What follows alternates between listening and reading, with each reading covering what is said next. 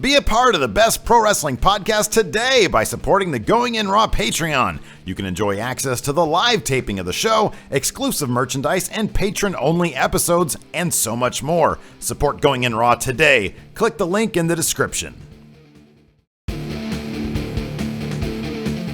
Hey, friendo, Steve here. And Larson. And welcome back to Going In Raw. It's the best, the only podcast you need to be listening to when it comes to wrestling and pro wrestling and sweaty men in tights mixing it up in the squared circle. Larson, this was a huge week for us.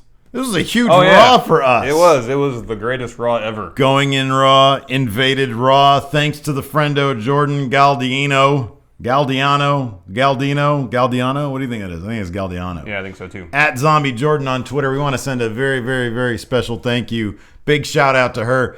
Big old Going In Raw sign. We were getting tweets left and right about that. So thank you so much for that. That's fantastic. It was even featured in the latest WTF Moments on What Culture WWE's video today. Yeah. So that was a lot of fun. Hopefully we'll get on their radar, maybe get a collaboration going. Yeah. All sorts of great stuff cooking in our books. Yes, thank you very much, Jordan. Up here. I feel like Scott Steiner opening up a new restaurant, man. That's how hyped I am. Yeah? I imagine he's pretty. You think he's pretty hyped when he opens up a restaurant? You're a little underdressed to be Scott Steiner in restaurant mode.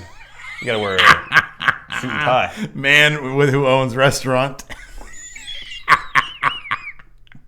Oh man, let's see that. We're gonna show it. We're not gonna look at it. We've already seen it. Let's take a look at that picture. Look at that picture right there of us, of our sign there at Raw. That's good stuff. I love it. Anyways, that's the new greatest moment in Raw that eclipsed when I touched CM Punk. It makes me want to plug us on the iTunes, us on the YouTube, us on SoundCloud, on a bunch of other podcasts, Google Play, like us on Facebook at Steven Larson. I post the podcast there. I'm trying to get this son of a bitch out there. Yeah, everywhere. Everywhere. You remember when I touched CM Punk at Raw? I touched his shoulder. Yeah, how'd that feel? Like it's cool, but it wasn't anything. Really? Nothing huge there? Nothing big to report? Any movement down there? No? A little bit? No. Just a little bit. I probably got a little bit. All right, Larson. I thought it was a really entertaining Raw last night. Oh, we got to mention our Patreon. Here on Patreon, what are you looking at? You're looking at something weird. This is going to be way too noisy to drink while we're actually recording. Probably. You got like a million little pieces of ice in That's there. how they do it at that establishment. Larson, we have a Patreon going right now. It's patreon.com/Steven Larson. We've got 25 people right now watching this live stream at $5 a month. If you subscribe to us using that Patreon, you can enjoy every single week checking in on us on the live stream. Larson, we got some big things coming up that we'll talk about next time. We're ironing out some shit. Yeah, we might be making a couple of adjustments to how we operate. We might be giving you guys more is kind of the thing. Already, we're talking about adding completely ad-free versions, including the YouTube ads. Ad-free versions of this. Didn't we already say before we started rolling that we're going to wait and get this all ironed out? Patreon? Yeah, but the big thing that we'll wait for the big thing until next week. You guys can tune in next week. Find out what we're talking about. Tease it. Anticipation. Because you just rolled up my house today. You're like, hey, I got an idea. I'm like, I like that. But like, there's too much going on to really get into it. Yeah, that's a 5-minute conversation we didn't have. Exactly. It's close to like a 10-minute conversation. Yeah, but we only did the 90-second version. We have to write things down, hammer them out. No, I just have to adjust a couple. Iron them out. Just have to delete and type something in. Very intense math. About 7 fields. Algorithms. No algorithms. I just say that sometimes when I'm at the grocery store. They're like, do you have your card, your savings card? I say algorithms. And they say, okay. You don't say it in any sort of context. You just say algorithms. Like all you got to say. Go to Safeway. If they ask you for a Safeway card, be like algorithms. And there's like. They don't ever ask me because I just put my phone number in. There you go. Well, I know, I put in my sister's old phone number. Works every time. Mm-hmm. I never use my own shit for anything. I use my dad's cable, my sister's Safeway card. I shouldn't be saying any of this. I use some of your things too. I put a secret security camera in your bathroom. There's been times where I'll go on because for a while my Xbox login was on your Xbox here, and I'd go and there'd be like stuff on my Netflix queue that I didn't put on there. I don't know if that was you, because someone hacked my Netflix too. Huh. But then also, I think there was a game that showed up that I was like, I remember getting this. A game? What was the game? I don't Do you remember? what it was. Oh, that's It was a while ago. That's awesome. It was some indie thing, so it was like $5. I didn't really care. So much weird shit going on in the world today. Anyways, we had a really good Raw last night. Oh, by the way, you guys, on Machinima. So there are some rumors. First of all, before we get to our Raw cap, there are some rumors going around. Number one, if you guys wanted to get our take on the recent layoffs in WWE, you can go to Machinima and in our recap show this past Friday. We talk about that pretty extensively. The layoffs, thoughts on all that kind of stuff. There's rumors going around that later on this month we're going to get the WWE is going to be going through another round of layoffs. So on our Machinima show today, on Tuesday, we recap Raw. Before that, we speculate as to who might be on the chopping block. Hopefully, it's nobody. Yeah. Hopefully, there's nothing in these rumors. Yeah, we don't hopefully like no one to else. see people We don't lose like their jobs. Exactly. We talk plenty of shit about various wrestlers on this show, but you know what? We don't want. We wish them all success. Somebody asked me, "Are you happy Ryback got fired from it?" No, I'm not. Absolutely, I'm not happy. I'm not happy he got fired from the WWE. Well, he hasn't got fired. Released, left. He's probably gonna be gone. They're not gonna re-sign his ass. That's for fucking sure. Yeah. Okay. I'm not happy about it. I want him to be repackaged. I want him to learn how to drop promos. I want him to learn how to wrestle, and I want him to keep his job. Yeah, that's what I want. I want him for my own personal. I'm watching their product. I want him to be entertaining. I don't want him to lose his job. If he can keep his job and be entertaining, great. Yeah, Or if he can't keep his job, WWE, go somewhere where he can keep his job. Go to New Japan. I want him to make money. I want the man Go to Ring of Honor to be able to feed himself because he is very hungry. Go to TNA. Feed me more. We had a big Raw to talk about, Larson. A lot of stuff going on. Was there? Yeah. Dana Brooke showed up, dude. I know. Oh. That was a quick one. Caught me off guard there. Did, I know. Raw cap? Rock out. That's right. That was too sweet. No. We're not doing that. Oh, I'm going to make you do that one day. Nope. All right. Show open with Jericho's highlight reel. We are in a new era, Larson. But then we started with Jericho's highlight reel. It was like his most old era as we could get on today's Raw. That's right. Basically. However, where there is old, there is new. Big Cass came out. Well, first, he talked a bunch of garbage about Ambrose. He ran down Ambrose. He ran down Mitch. Ran down the WWE Universe for eulogizing Mitch. He showed off what was left of Mitch. That's right. He had it right there on a stool. But then, yes, Cass came out. Big Cass, this was really cool. Number one, every time that their music hits, everybody wonders, ooh, is Enzo going to come out too? Apparently he's still a couple weeks away from coming back. I'm surprised they just can't have him come out to do promos or something. Maybe he can't fly. Sometimes you have a concussion and you can't fly. Well, he was backstage Raw last week. I think they just don't want him to come out until he can do some shit. That's Probably. What I read anyways. He could be in some sort of altercation. Yeah, that would make some amount of sense. Anyways, Big Cass comes down. I was really excited about this because, that they've been pushing relentlessly the idea that this is a new era. Yeah. Bringing up a bunch of people from NXT, bringing in guys like AJ Styles. Nakamura's probably going to come out sooner or later. So it was really exciting to see Big Cass, them doing a 180 from what I had feared what was going to happen. That he would disappear from TV when Enzo got hurt. Even when he came out on Raw last week, it was still sort of to be a placeholder for their spot in the whole tag thing. This week, apparently that's not the case because he came out, told Jericho straight up, this is a new era. They sort of made him from the jump a figurehead of types for this new era, which is huge, which is really big. Yeah. He seems to be taking the ball and running with it. Yeah. We know, here's the thing. Here's the funny thing. We know Vince, we know the WWE loves their big guys. Yes. But Cass is a big guy that we can all get behind. He's still, he still has some learning to do. I mean, his mic skills are okay. Yeah.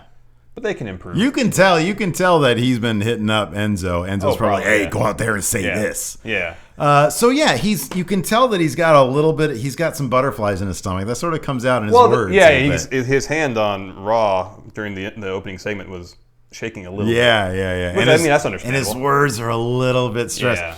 And that's fine. It's like I'm sitting here like, okay, big man, I'm with you. I'm with you on this. I want you to do good. Yeah. And everybody's behind him. Yes. So the more that's simply a case of repetitions. The more he does it, it'll become second nature. The more comfortable he gets.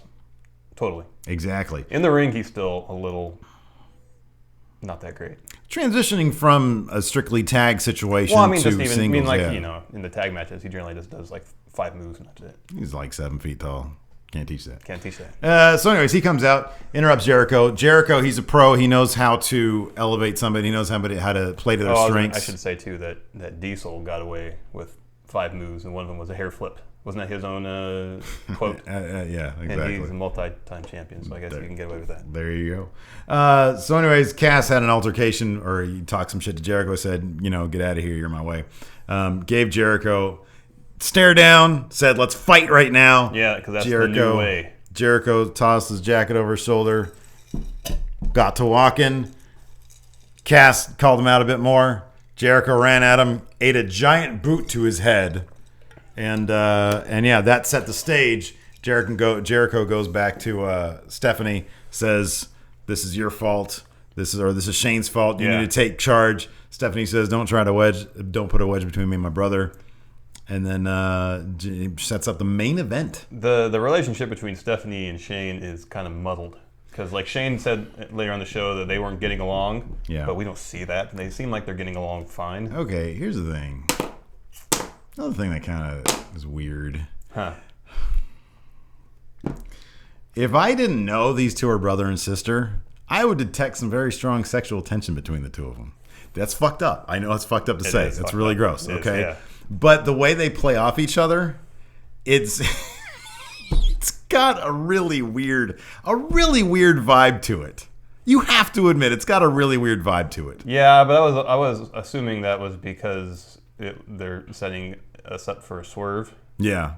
Like Steph will eventually, embrace her dark side again. Yeah, look, I'm not saying that there is any sexual tension. I'm just saying the way they act in their roles right now, it comes off that way. Well, it comes off as really awkward. Unsettling to watch. It comes off as very awkward. And part of that, I think, is Steph's kind of good Steph thing is an obvious facade. Right. And also Shane isn't quite comfortable being on camera still. So right. I think that's the dynamic that we're dealing with, is that Shane is still really awkward being on camera. Yeah. And Steph is kind of doing this fake thing. Translates really weird. And it makes everything really awkward. It translates so weird. To close the show, they had the thing with post-credit scene. Yeah, the post-credit scene. It was like, there's nothing natural about any of this. There's nothing natural about it, and it comes off as really weird. So anyways, I actually, anytime I see Jericho and Steph together, it just reminds me of like the old WWE when he would call her like a hoe bag and all that kind of stuff. It was hilarious back then. Like, it sounds terrible now, but back then it was absolutely hilarious. And they both had really good chemistry. Yeah, and that was a lot of fun.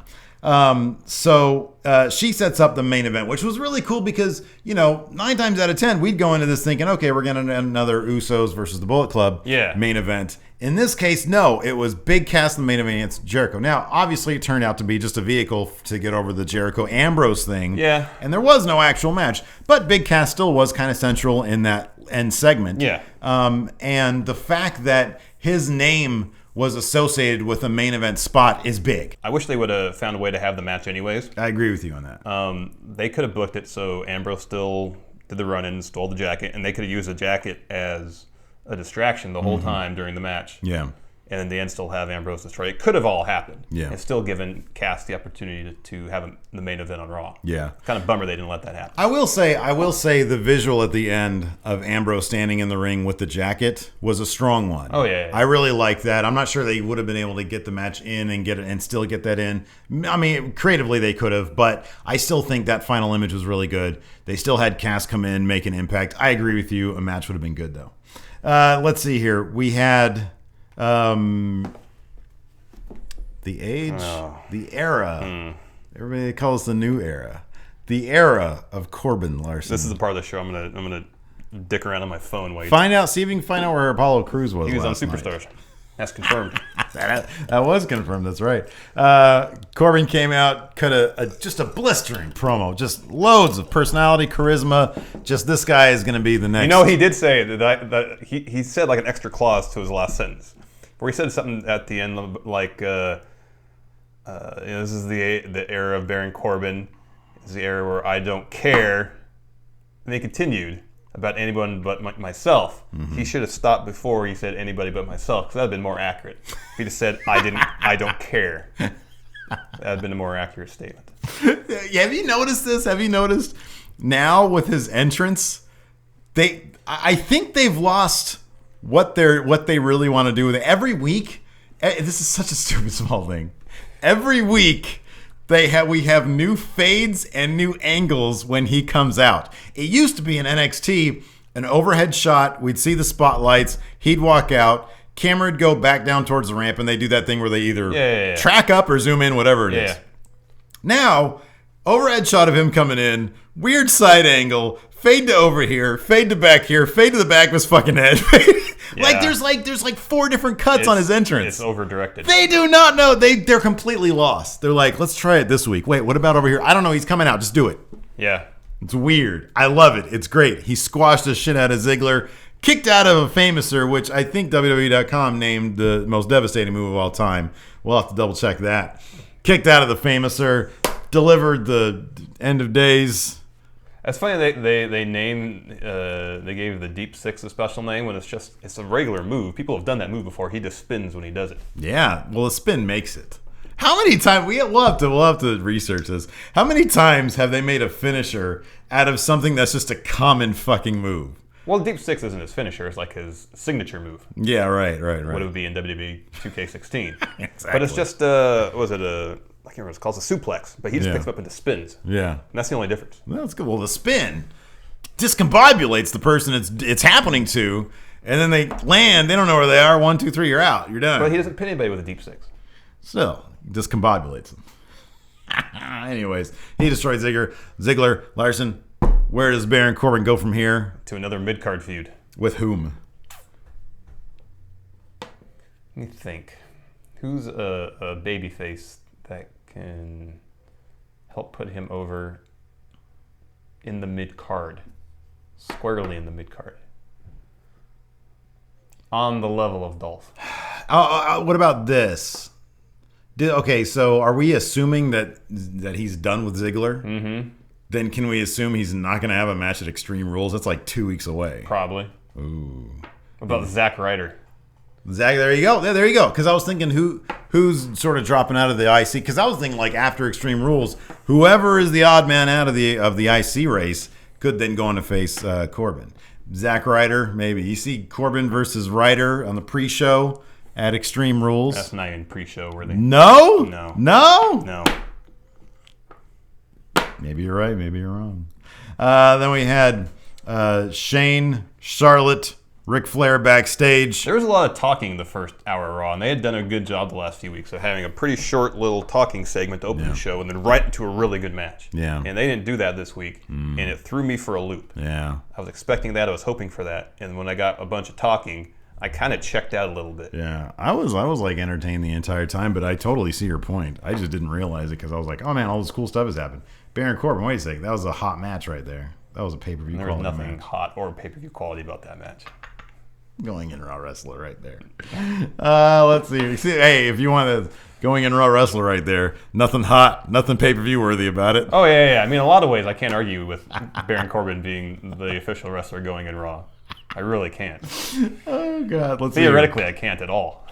Let's see here. Shane reiterated Stephanie's decision. Stands, Flair, you're not there at Extreme Rules. Barred from ringside. Doubly so tonight on Raw. Charlotte, you're taking on Paige.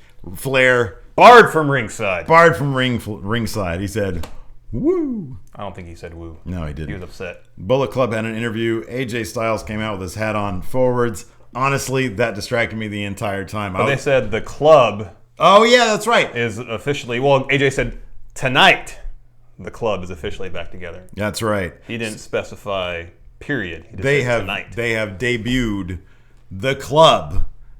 The official name for the Balor Club. The Bull @ Club. Yeah. The Bull & Club. However, I made this point in the Machinima Recap show, Larson. As of now, no merchandise for the club.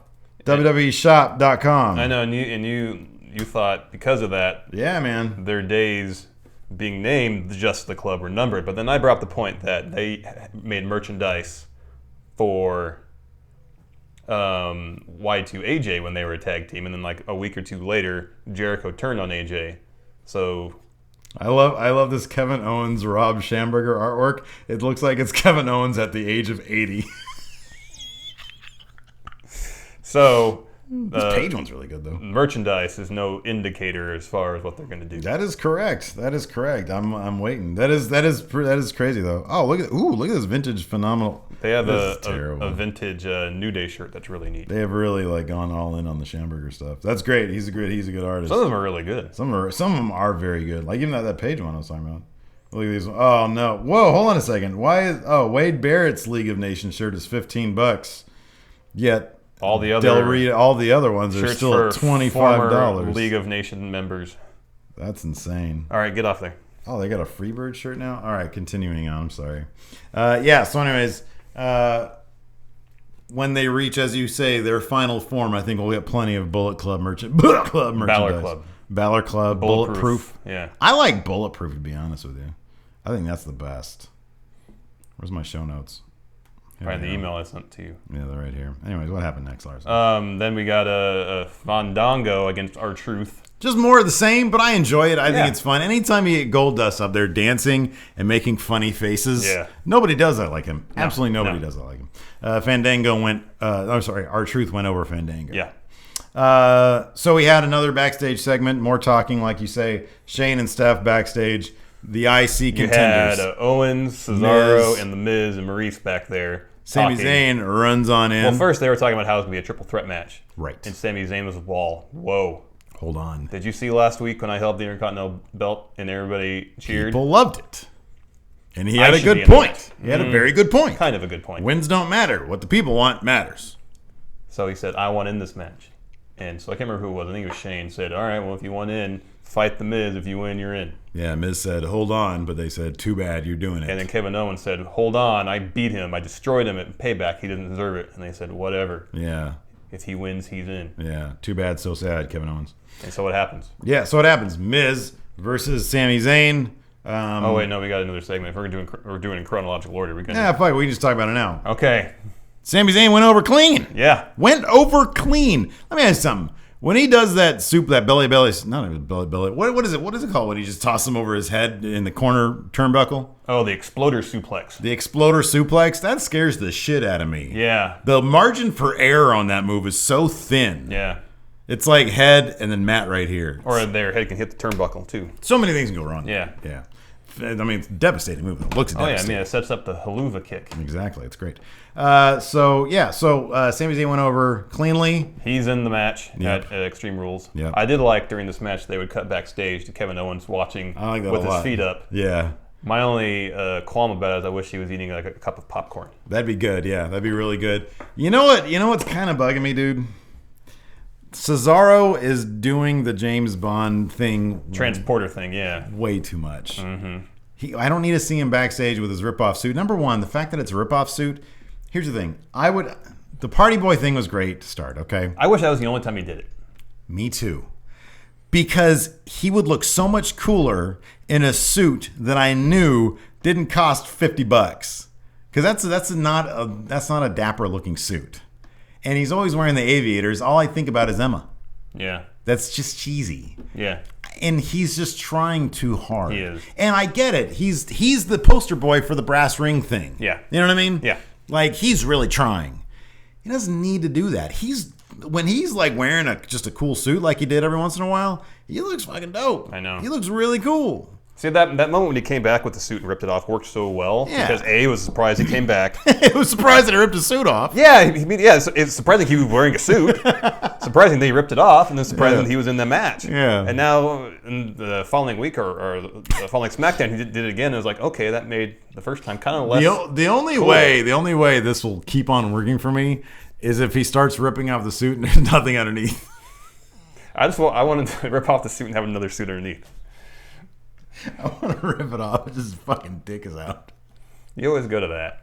Just nudity. Tell me that wouldn't be funny. Well, it's PG era, man. Tell me that wouldn't be hilarious. They can't do that anymore. It's not the Attitude Era. Hips it up. Could you imagine one time? How quickly do you think he'd be fired if he just simply forgot to put on his trunks? Probably. And he like ripped them off.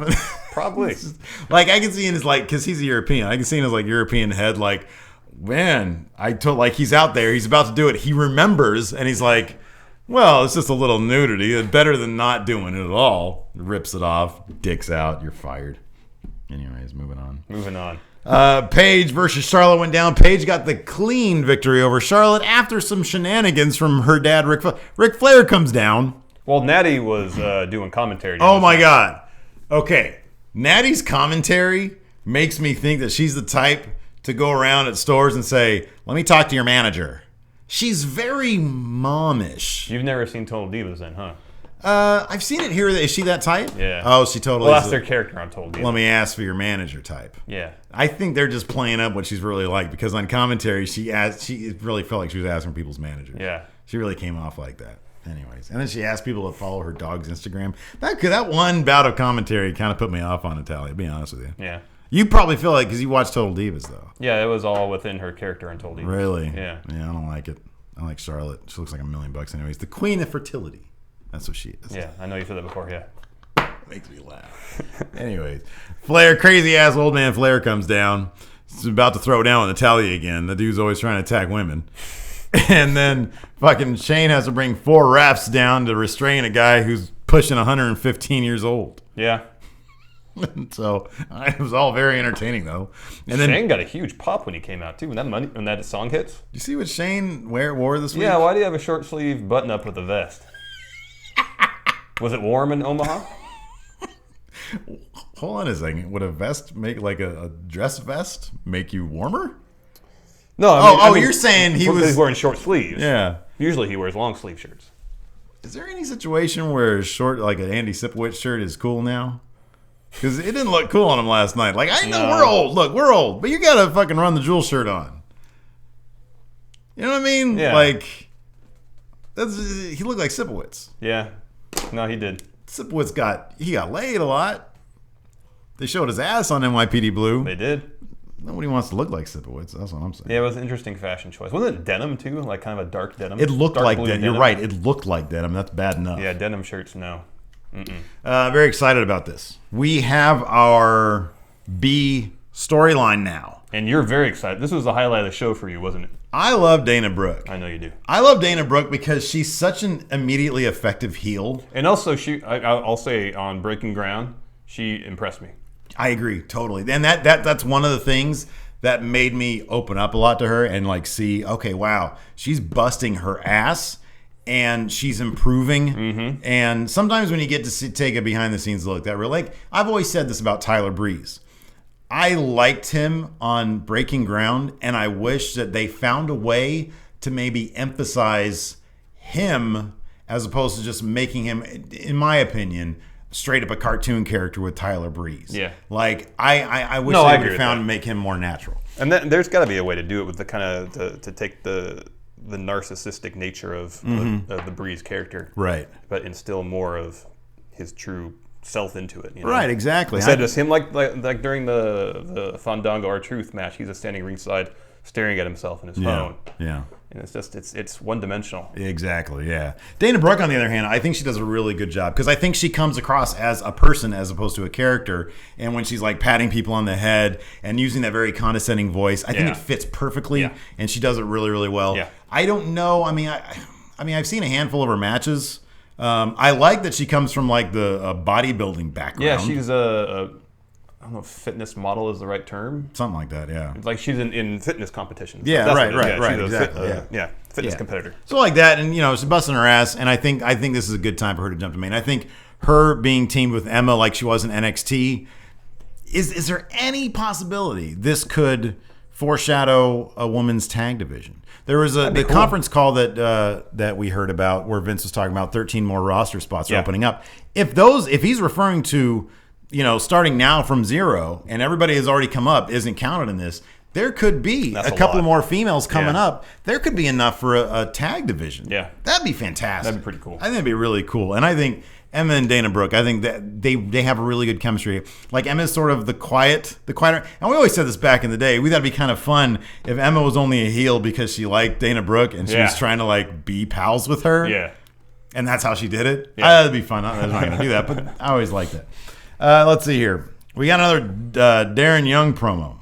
Anyways, Becky Lynch and Emma, they're getting into it now. Dana Brooke's brought into the fold. Yeah. Good B story. Hopefully we'll see more of this on SmackDown. Yes. Darren Young, we saw the same promo we saw on SmackDown. Yes. Up, Down, Down had a Pizza Hut commercial. Good for them. Good for Xavier Woods. Getting some of that Pizza Hut money. I think it's rad. That is rad. I was looking at their channel the other day. There's so much good stuff in there. I know. It's they're almost at like 500,000 subs already. Yeah. And it's no wonder. It's so perfectly. You get the gaming, you get all these WWE superstars who are all so much fun on camera. Like, he even had Chris Jericho in there playing retro games. That's fucking great. So that's a lot of fun. Good for him. That is good. That's real good. I made a snide remark on Twitter last night because I noticed I was watching one of his videos, and this is the thing. It happens to all of us on YouTube. It happens to all of us. He had a webcam, probably one of these guys over here, one of these guys right here, and it was like fluttering in and out of focus. Oh yeah, so annoying. It's so annoying. And I was like, it's a good thing that that Pizza Hut money got them an HD camera for that commercial. Anyways, let's see here. Zack Ryder and Shane were backstage. What was Zack Ryder saying? He wanted to be in contention for the IC belt. He wanted in the Fatal 4-Way match. And Kevin Owens was like, hold up. Yeah. No. Yeah. And so Shane said, all right, well, if Ryder, you want in this match, you have to beat Kevin Owens. You beat Kevin Owens, you take his spot. First off, when Kevin Owens entered the frame, Shane looks over at Zack Ryder and says, this guy's like a fungus. I started cracking up big time with that. That fucking made me laugh so hard. Because it's just a throwaway improv line. Yeah. This guy's like a fungus. That was funny. great. Anyways, yeah, continue. Oh, that's pretty much it. Yeah. So anyways, that set up a match between Zack Ryder and Kevin Owens. Yeah. For a spot. In the Fatal 4-Way. Fatal 4-Way match, yeah. Kevin Owens goes over cleanly. Yep. We all knew it would happen. Maybe Zack Ryder will go on and take on Baron Corbin. Yeah, We'll that's see. my prediction. We'll find out. Let's see here. Reigns and the Usos. Oh, this cracked me up too. I totally forgot about this until I saw this. So there's an interview backstage. Oh, we skipped Sin Cara and Rusev. Did we? Did Yeah, that happen right up there. here? Yeah, it's right there. No, right here, dude. Oh, you're talking about the interview. Sorry. The interview, yeah. Roman Reigns and the Usos are. So when the camera cuts to them, Roman Reigns is doing this. I know.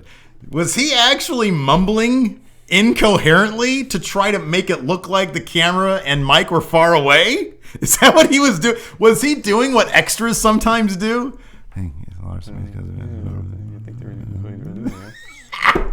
I'll have to go back and watch. Hopefully it's on WWE.com or something like that. I swear to God, it looked like he was simply mumbling incoherently. And they said, Roman Reigns to interview. Oh, yeah, sure. Okay, fine. Good thing. Yeah, I'll speak up now and speak actual words. Great. Anyways, I don't even know what they said because I was cracking up and I was on Twitter at that point. But it doesn't really matter what they said. They said they're going to fight AJ Styles in the Bullet Club tonight. Yeah, it said, about elimination match, and of course, Roman brought back to one versus all. Yeah. Sometimes the all needs help from one. And then guy. and then the one is versus all. I need a guy. Then Sin Cara went over Rusev thanks to some shenanigans from Kalisto. I'm still riding high on the Rusev Michael Cole interview. Oh yeah. Number one, just because he said Michael Cole is not invited to his wedding. That was so good. How do these guys not crack up? I know. Because Cole was feeding him so many alley-oops that Rusev, you could tell, knew were gold. I know. It was so good. It was so good. He says, I haven't received my save the date. This is because you're not invited, Michael Cole. That shit was fucking grade A. I'm going to eat his heart. He has a smile on his face the whole time. If you guys need to watch that interview on WWE.com. There's a lot of good stuff on WWE.com. There's so much. You were talking about Kevin Owens one, right? Yeah, he was. It was during Raw, and Renee. He was like laying on some sort of like storage container after his match, and Renee Young comes up to him and asks for an interview, and he acts all irritated, and so he sits up. And while he sits up, the Dudleys' pyro goes off because they were entering during Raw, and he jumps.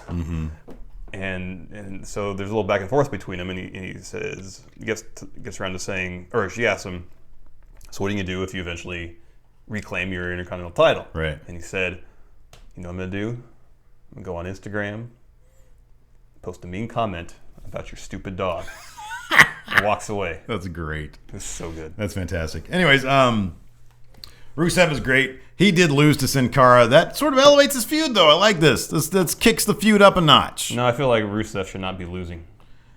He's going to eat Kalisto's heart, legit. You think extreme. so? Well, it's Extreme Rules. It's true. It's extreme. Yeah. Let's see here. We had the family versus the newly dubbed The Club. Well, dubbed the club for now. The Bullet Club. That was hard to say. The Bullet Club. Dubbed the club. Dubbed the club. And it was an entertaining match. I love this was not the main event. I love that they sort of put it in there. They gave it some room to breathe. It was a fun match. They're emphasizing the extreme nature. I like when they do this. This is a good way to sell the pay-per-view. It's extreme rules. They've been doing a great job throughout this entire program of building really up good. The tension, the intensity. Yeah. And like at this point, I can't wait for AJ and Roman to square off Extreme Rules. You know what? I see know how extreme it gets. I understand Roman's going to win. I understand Bullet Club's probably going to turn on AJ, but I think it's going to be an intriguing matchup. I think they're going to book it really well. That's my prediction. That's my prediction. It'll probably be something where the club somehow costs AJ the match, and then we start laying the groundwork for the turn. That's correct. Then we had the Zack Ryder Owens match. Owens went over, like you said. Yeah. Cass gave an interview backstage. Yes. Right? Yes. That was good. Well done. Yeah. New Day came out. Another great promo. They made sort of a racial reference. Said people like us, a bygone era, the vaudevillains talk about. An era where people like us weren't treated so well. And of course, I'm talking about smartphone users. It's great. That is great. Because the whole crowd was like, ooh. That was fantastic. It was good. Dudley Boys come out. It's funny. When the Dudley Boys came out, I was like, their entrance is so diametrically opposed. It is so 180 degrees away from the Vaudevillains because it's literally kicked. They're the only ones I can think of, besides maybe Jericho, that literally kicks off with pyro. Yeah. They get pyro to kick off their entrance. I know. And then even Brock Lesnar, there was a spell where Brock Lesnar at the pay-per-views, his entrance would be pyro driven, but then they held back on that, and he just had his music. His pyro doesn't kick off with his music. Just when he does it. When he does that, but there was a period when he didn't get any pyro. I know, yeah. These are the Dudley Boys, and they get it for every entrance. Maybe it's in their contract. That could be. So anyways, they got that. They came out, fought the New Day. They actually vent over thanks to some shenanigans from the Vaudevillains. This was not a title match, though. No. So the Vaudevillains, of course, are the number one contenders. They're going to face off against New Day at Extreme Rules. Yeah. Yeah, so that should be fun. This is a fun little thing. I know this is about Aiden English. I mentioned this earlier. He literally looks like he's in black and white. His skin is literally white, pale. It is white, literally white. And his hair is like a desaturated red, I think, or brown or something like that. Yeah. But it doesn't look like it doesn't have a lot of color to it. And then he's wearing black tights. Yeah. He literally looks like he's walking around in black and white. Yeah, pretty much. It's bizarre. Like when he's wearing blue or red tights, it's like, okay, I can tell the TV's tuned properly. It's in color. When he's got on black tights, he literally looks like there's no that's color. Weird. It is weird. It's weird. I mean, Gotch at least is like super tan. Yeah. Anyways, let's see here. Then we had Big Cass versus Jericho. Of course, that was all a big ruse. Jericho got jumped at the beginning. Ambrose comes down with a jacket on. Big reveal in the middle of the ring. Very dramatic. And then Jericho comes, tries to get it back. Ambrose destroys the shit out of it. Yep. Big Cass comes down, interferes, shenanigans. We got our post-credit sequence with Shane and Stephanie. Really awkward. Very awkward. Very weird. They're like giving themselves each other the eyes. And I know it's nowhere in their head. Obviously, they're brothers. It's not in their heads that that's what they're going for. They're not going for that. Looks very weird.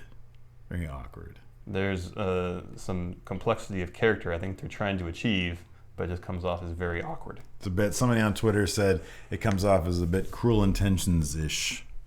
A little odd. A little Game of Thrones. A little weird. Weird. No good. No good. All right, we have a package today. We got a package. You guys can contribute to our set by sending us shit to P.O. Box 1814, Orangevale, California 95662. Correct. This is from Nick Durham. Yeah. He threatened us with a total package, which I suspect means more Lex Luger. We can never have enough Lex Luger. So it goes on my side of the wall. It's going to go on your side. I want you to be overwhelmed with Lex Luger. Just surrounded by total packages. Right, exactly. Oh, wow. Holy crap. This is awesome. Wow, look at this guy.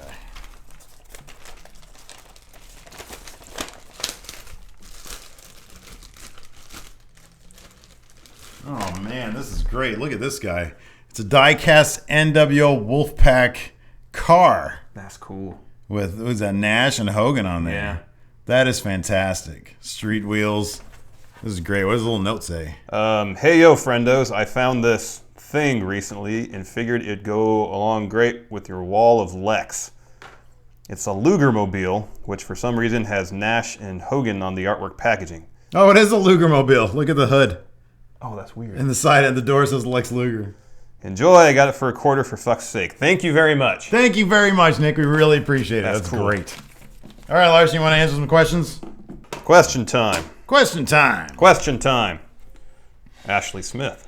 What is the worst piece of wrestling merchandise ever? Could be this. I mean, it's great we have it. Yeah. I think you're looking at it right here.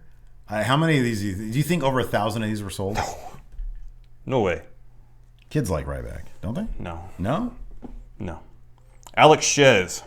Of the major stars set to return soon, Cena, Orton, Rollins, and Wyatt, who wins the World Heavyweight Championship We first? could eliminate two of these names off the bat, Orton and Wyatt. Yeah. Rollins and Cena are two fascinating figures. Cena is about to, of course, break Ric Flair's record. What about the tie? Next one ties. 15 ties, doesn't it? No, 16 ties. 16 ties? I believe so. Okay.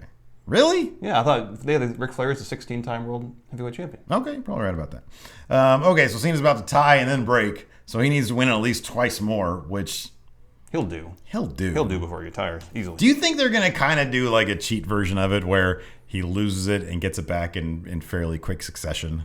Like within a 24-hour time span? Oh, maybe. I could see them Just to doing kind of get it out of the way. that. Get it out of the way, Yeah, they could do that. Yeah. But on the other hand, Rollins comes back.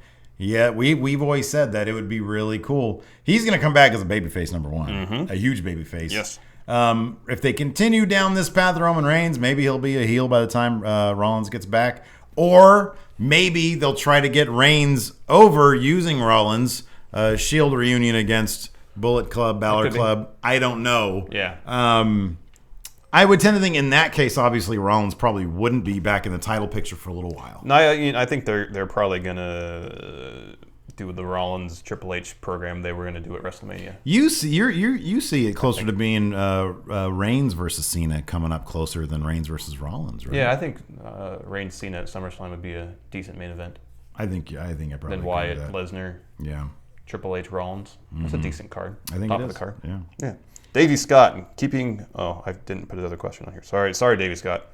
In keeping with the IC theme of my last tweet, which are your favorite IC title matches, runs, and why? First one that popped to mind was the feud that Stone Cold and The Rock had over the IC title. And also The Rock Triple H had a good feud for the IC belt. Yeah. Back in the Attitude Era, it seemed like the Intercontinental title meant something. It meant something until it landed in that sort of Val Venus, Godfather, D'Lo Brown. All those guys had their run with it. Yeah. Jeff Jarrett, Owen Hart, all those guys had their runs with it. But before that, you're absolutely right. Stone Cold and The Rock and Triple H made it mean something. It was like, okay, these guys are stepping up to the main event scene after this. Yep. You got anything else to add? Any other runs? Matches? Rick Rude. Okay. Rick Rude. Alex Martosi. You mean his match? The Ultimate Warrior. Yeah, the Warrior match, yeah. Alex Martosi. How many more times do you think they're going to show Enzo's injury in super I slow wish it motion? was 0. Fucking A. God damn it. Yeah, they show that a lot. I fucking can't. I don't want to see that ever. Yes. Infrared Ruby 421. 2 questions. Is Ryback acting like CM Punk light? The case could be made. There are similarities in how they're bitching about things.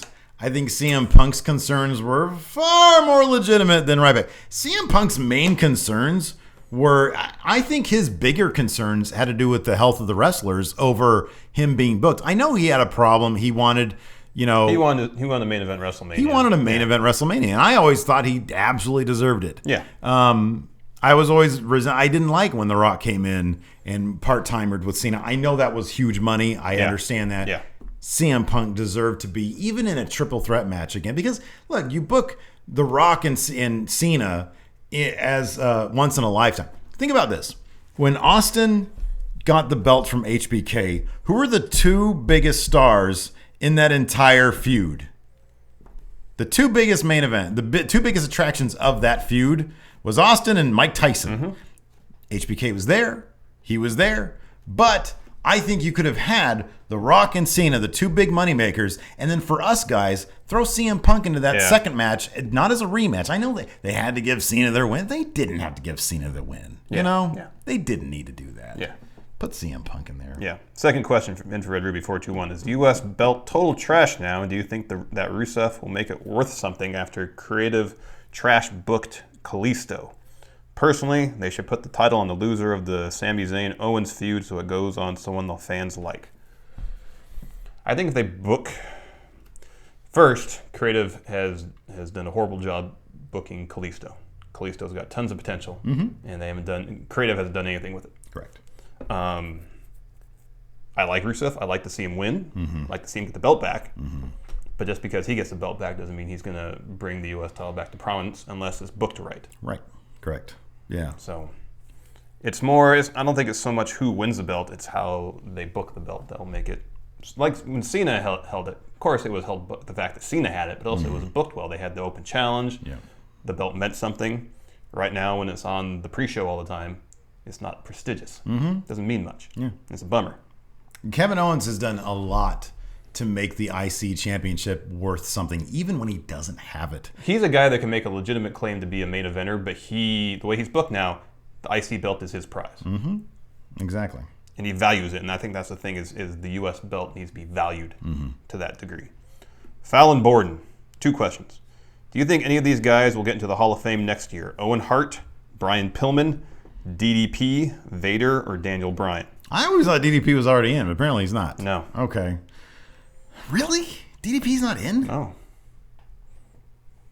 Did he induct somebody? Man, I thought he was in there. Yeah, he inducted Was it Jake? Yeah, Jake. That makes sense. Man, okay.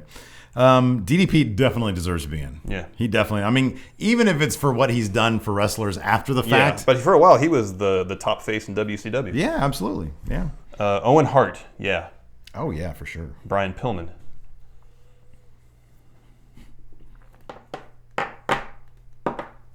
No. I'll put it this way. Here's the thing. If Godfather's in, anybody can get in. If the Bushwhackers are in, anybody can get in. You know what I mean? Yeah. So it all kind of depends. I mean, Brian Pillman paved the path for guys like Dean Ambrose. Like, that's the guy that everybody looks when they see Dean Ambrose, like, oh, it's kind of Brian Pillman. Yeah, yeah. And I personally, I'd be like, yeah, fuck yeah, you know, because me too. Yeah. He was the Attitude Era. You know, like everything about the Attitude Era was in him. Yeah. So I mean, does he deserve it? I don't know. I mean, there's a million people who don't deserve it who are in. Will he get in next year? I don't think there's like a reason that they would. Unless there's a location issue, like, you know, like where he's from. Yeah, exactly. Where is he? I don't even know where he's from. Yeah. Vader. Based on his WCW career, I'd say I could see because he was all over. Like, he was in WCW. He was big in WWE. I don't think he ever won the title. He did, but he was a multi-time champion in WCW. Daniel Bryan will get in. I don't know about this year, but he'll get in with the next 2-3 years. It wouldn't surprise me if he got in this year, because he's done. They did that with Edge. You know what I mean? Yeah. Another question from Fallon Borden. How can we take the club seriously with such weak booking, especially next to the Bullet Club at Global Wars? I brought this point up because of this tweet, so I have to say thank you for that. I brought this point up in our Machinima recap show. Yes. And I kind of agree. Like, if you look at how the Bullet Club was booked at Global Wars, they had a very NWO-ish, but also in their iteration, they're more established than the club is now. You made the point that once they take their final form, they might book them stronger. But also, I think this is something we could talk about further in like the bonus episode, where we can talk, because it seems interesting that the timing of these new Bullet Club members would happen now while the club is rising up the ranks in WWE. You know, I'm sure it's not coincidental. We'll talk about it in the bonus episode. Film Dar. Long-term Bullet / Balor Club thoughts. If we get Balor Club versus Balor Club versus AJ Styles, do you see WWE bringing in AJ's former TNA friends as his backup? No. No, I don't. I think they want to steer completely away from. They don't even mention. They could mention, hey, these guys are in TNA, but they don't. Yeah. And it's not like TNA is a threat to them. No. So let me ask you something. Why don't you think TNA? Why don't you ever think they mention TNA? They mentioned TNA. Yeah, Edge and Christian even made a joke about it.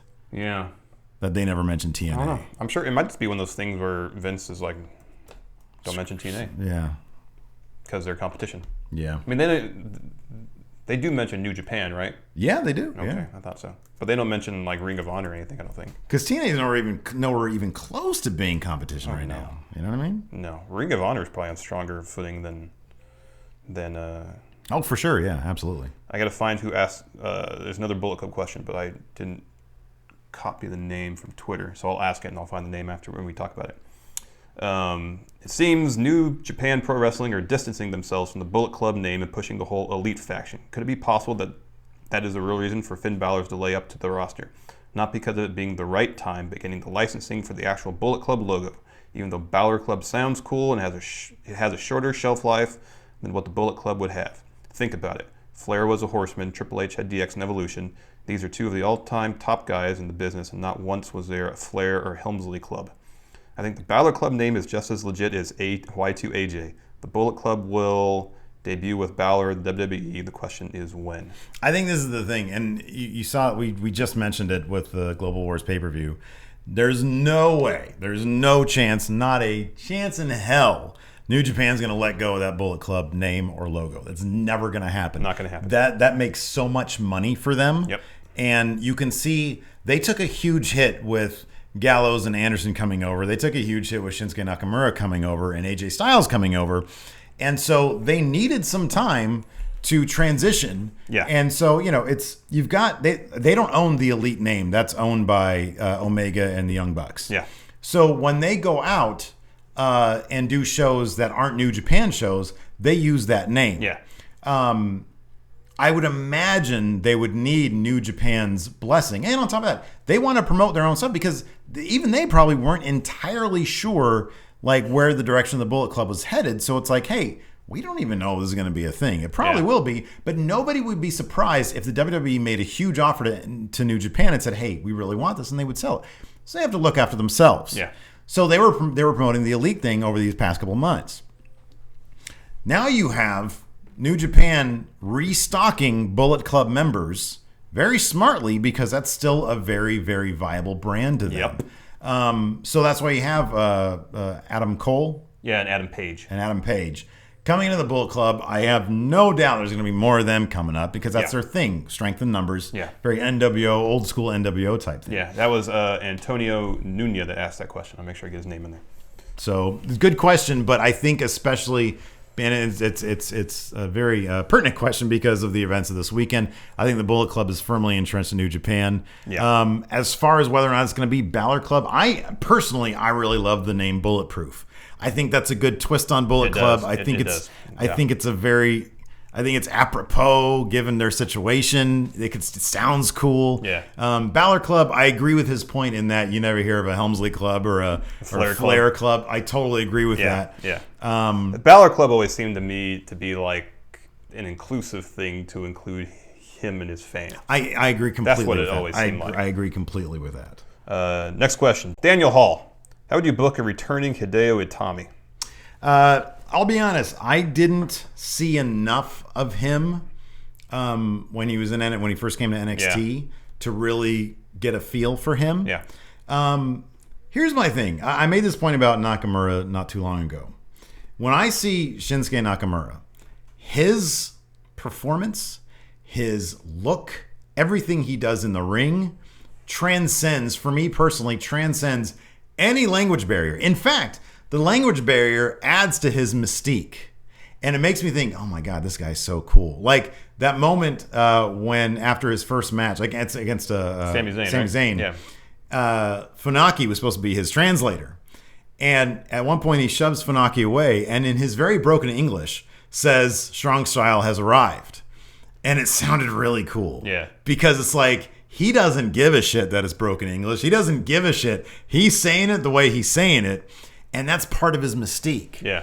He transcends the language barrier that you get with wrestlers coming in from foreign speaking language. They're not, English speakers. Hideo Itami, when he came in, he didn't quite do that for me yet. Yeah. I'd like to hope that he will. I hope that his style will, win me over. Yeah. But it's really hard to overcome like just the overwhelming charisma that Shinsuke Nakamura has. Yeah. And I didn't see that with It'd be interesting if they put those guys in a program in NXT. It'd be great. That'd do a lot of good for Hideo Itami. Another quick thing about Shinsuke. Honolulu live network special. He's taking on John fucking Cena. I know. That's going to be fantastic. I know. That's going to be fucking great. Get that. We get Kevin Owens versus Lesnar. Brock Lesnar. Woo! That's going to be a good one. I'll have to take a trip to Hawaii this summer. Not a bad idea. Fetty Meister. Who do you think has the best facial hair in the WWE? We got a video question that's similar, but our video question asks who has the best beard. So we can include mustache. Can we run the video question? Sure. This is a whole thing. We'll do that. We'll do that. Let's run the video question now. From Zachary Humphreys. Zach Humphrey, yeah. Howdy, friendos. Zach here. Larson, because you are a bearded brother like myself, who do you think has the best beard in all of WWE? And we're back. Okay. Best. We'll do 2 categories. Best mustache / goatee. Okay. Best beard. Okay. Well, best beard, I think the best beard, to be honest with you, definitely goes to Braun Strowman. It's just out of control. It's so far out there. It's amazing. I mean, you can say that about anybody in the Wyatt family, really. You know, I'll say who has the weakest beard. I have to give it to Kevin Owens. Kind of looks like it's just sort of glued on. He looks like kind of a mess, to be honest with you. But that fits. It fits him. I'm not saying it doesn't fit him. I love the way he looks. I think he's great. He is great. Not a great beard, though. It's an okay beard. It's an okay beard. No, but okay, who has the worst beard? I'm trying to think. Sheamus, I guess. Sheamus has a fucking ugly beard. Yeah. It's thicker, though, now. Yeah, he took the braids out. It's a bit better now. Zack Ryder has a proper manly beard. He's got a really good beard. He's got a good beard. Bray Wyatt has a good beard. Yeah, he's got a strong beard. Luke Harper has a good beard. Maybe Luke Harper's up there. Yeah, Luke Harper. That was my first instinct. It's pretty out of control. It's pretty good. Was Luke Harper. Best mustache. Joey Ryan. I mean, like no, in WWE. No, I know, but nobody has a better mustache. I really than like Joey what Carl Anderson's doing with his facial hair right now. Yeah. He kind of has the thicker goatee, but then the lighter beard going. Yeah, that's a good look. It's good. Yeah, it's good. Platinum Patriot. Question for Governor Jesse Ventura. Okay. Let's hear it. Is Vince McMahon closer to turning into Scrooge McDuck? Yeah. Or Mr. Burns? Well, let me tell you something. The more subscribers that Vince McMahon gets, he's going to be Scrooge McDuck. Do you know why? Why, Jesse? He's going to have an entire room full of doubloons to slide around in like Scrooge McDuck did. Do you know why he did that? Why? Because he had all that money. He could do it. Do you know why? Why? I think I just answered that particular question. All right, Jesse. Should we move on to the next question? Sure. Do you know why? Because we need to keep the show going. Probably. One more video question from Ulysses. Uh-oh. I was going to wear my I Love Ulysses shirt, and I didn't. I wore mine this weekend. It's very comfy. It is a comfy shirt. All right. Hey there, guys. My question this week: how likely do you believe that the WWE will do like a Money in the Bank, but for the women's division? Good question. Good question, Ulysses. Thanks. At $20 and up, you guys can submit video questions as well. Correct. Yeah. I like this. I like the idea of this. I would love a Money in the Bank. Again, look, there is so much talent right now in the women's division, including what's going on in NXT. It makes sense to do something more with them. We have a B story right now with Becky Lynch and Emma and Dana Brooke. That's great.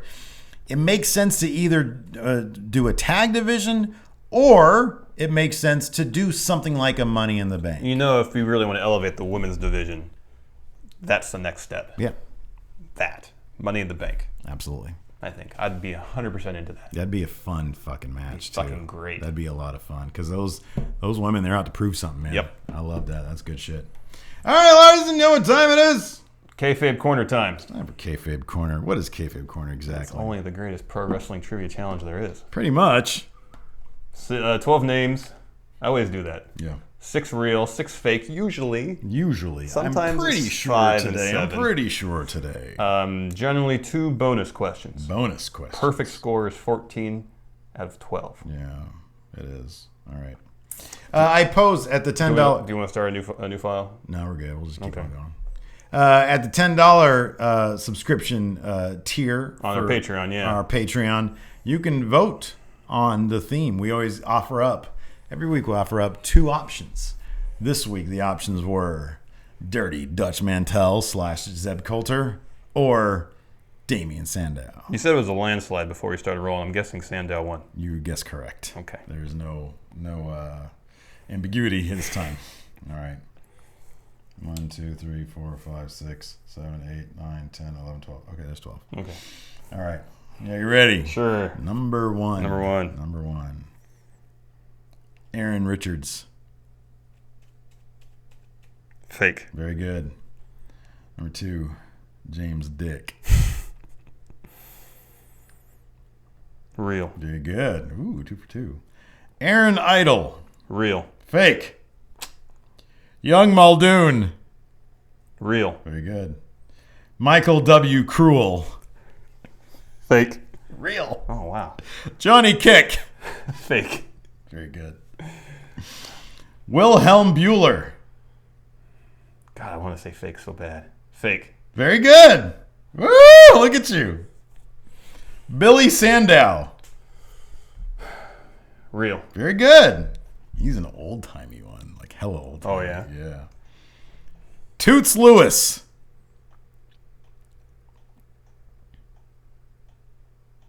What's that noise? It's my headphones Oh, okay. adding to the Toots Lewis? Toots Lewis. Fake. Very good.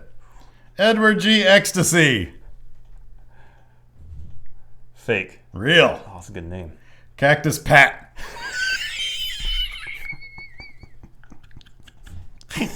Cactus. What number is this? 11. Real. Very good. Pat McGee. Fake. Very good. 9. Look at you. Big baller. Big baller with 9. All right. All right, Larson, time for 2 trivia questions. All right. You shouldn't even get 2 trivia questions. You already got 9. Well, I should get 2 trivia. What's the high score? 11? Something like that. Yeah, I got 11. Or is it 12? No, it's 11. Not 12. It's 11. Nobody got 12. I thought it was 9 or 10. No, it's 11. All right. All right, so Sandow beat Rollins for the FCW Championship in 2011. What second-generation wrestler did he lose the title to 4 months later? As I turn off my headphones. FCW, you say? FCW. Oh, I know Bo Dallas won that belt a lot. Who else? Second generation. I'll say Bo Dallas. Richie Steamboat. Oh, yeah. I didn't even know he was a guy. Yeah. That's crazy. In his very, very first, and you know who this is, or you know the person, otherwise I wouldn't even fucking ask him. Okay. In his very, very first pro wrestling match, who did he take his very first loss to? He lost his very first match. Who was it to?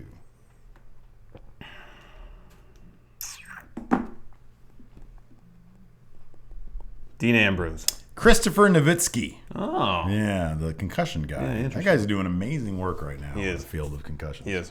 So, 9. Good for him. 9. That's, ooh, boy. There's a reason I'm sweating right now. It's not the heat. Actually, it is the heat in here. It's I'm up very 6. hot I think in I'm up here. 6. You're up 6? I kind of lost. I stopped keeping track of the Boy, oh scores. boy. But in my head, I'm keeping track of the lead. No good. That's okay. That's good for you.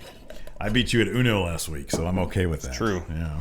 All right. Well, is there anything else to add? I think that's pretty much it. We want to thank you guys for tuning in. We want to thank all our patrons out there for donating. Yes, thank you very much. We've got some big news coming up for you guys. We just got to iron out the details, but stay tuned because it's going to be a lot of fun. It's going to be more and better. Yeah. Yeah. Anyways, we'll talk to you guys later. Goodbye.